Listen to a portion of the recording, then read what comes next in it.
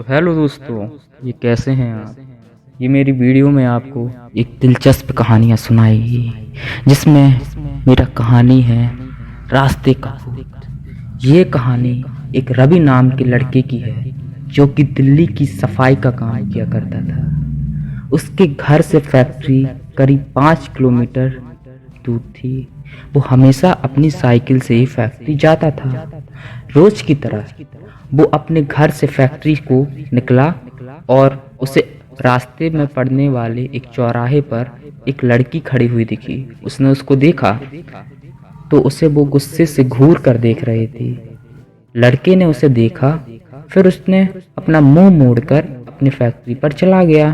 अगले ही दिन बस सुबह लड़की उसी जगह खड़ी हुई दिखाई दी और रवि को घूर रही थी।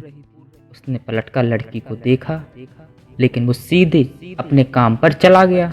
रोजाना इसी तरह हफ्ता भर लड़की चौराहे पर खड़ी होकर रवि को घूरती रही और रवि ने उसको अनदेखा कर दिया।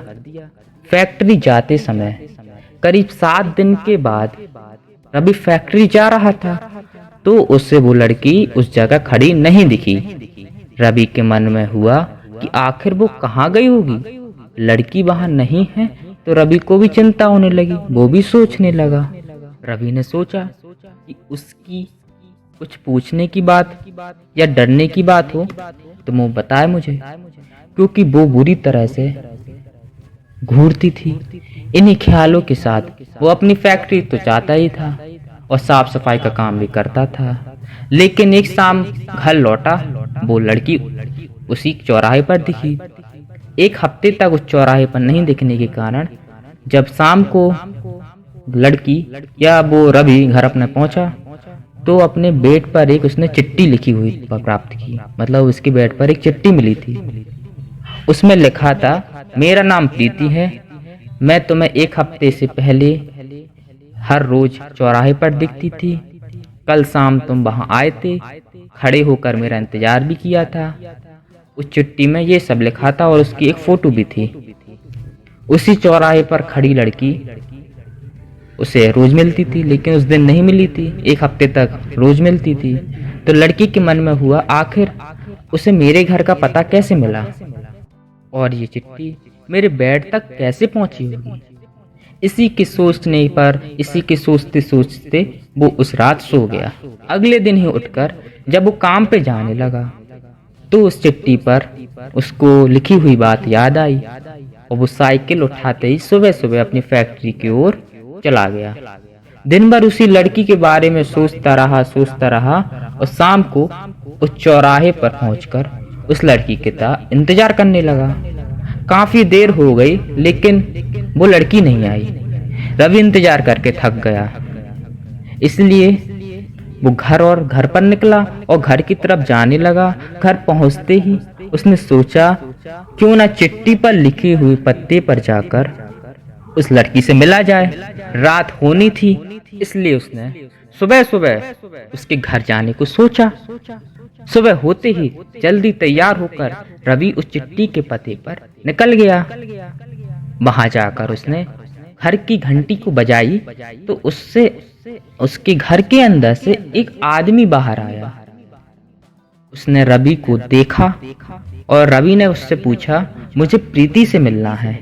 ये सुनते ही कोई व्यक्ति चौकन्ना हो गया, मतलब अचंभव में हो गया। जवाब से उसने पूछा, क्या प्रीति से मिलना है? उसको पता नहीं था कि वो मर चुकी है। उसको मरे हुए 2 महीने हो गए हैं। ये सुनते ही रवि के होश उड़ गए। डर के मारे शरीर कांपने लगा। जाहिर सी बात है, अगर आप किसी की बात सुन लें, अगर वो मरा हुआ आदमी आपको दिखाई दे तो आप भी उसको देखकर डर जाएंगे। ये कहानी मैं सुना रहा हूँ। अगर आपको कहानी पसंद आ रही हो तो जरूर देखिए और लाइक भी करना बात पर और कमेंट भी करना एक अच्छा सा। अब इसके आगे क्या हुआ, उसके आगे किसी की तरह रवि ने अपने होश संभाली और रवि घर को तेजी से दौड़ा। अपनी साइकिल उठाकर चिट्ठी को जला दिया। घर जाकर तत्काल ही जला दिया। उसके मन में कई तरह के सवाल भी उठने लगे। उसने सोचा कि जो लड़की मुझे रोज दिखती थी, क्या वो भूत थी? मुझे एक भूत चिट्ठी भेजता था यही सोचकर वो घर में डूब कर बैठ गया। मतलब उसी बातों को सोचकर बैठा रहा, उसी बातों में गहराई को सोचता रहा। उस दिन रवि रास्ते में किसी को भी देखता और अनजान इंसान के बारे में सोचता और उसे लड़की ही याद आती थी। हमको इस कहानी से यह सीख मिली है, किसी अनजान इंसान के बारे में सोचना नहीं चाहिए और बिना किसी व्यक्ति की जानकारी दे के, मतलब अपन किसी को जानकारी देते हैं, अपना पता दे देते हैं, अपन कहाँ रहते हैं कहाँ नहीं रहते हैं, और वो पता भी नहीं देना चाहिए। और सही सही पता तो बिल्कुल नहीं देना चाहिए, ताकि वो व्यक्ति अपने घर पे ना आ सके, और आ भी जाए तो उसको ये ना पता हो कि ये मेरा घर है। अगर आपको वीडियो पसंद आई तो जरूर सब्सक्राइब करिए।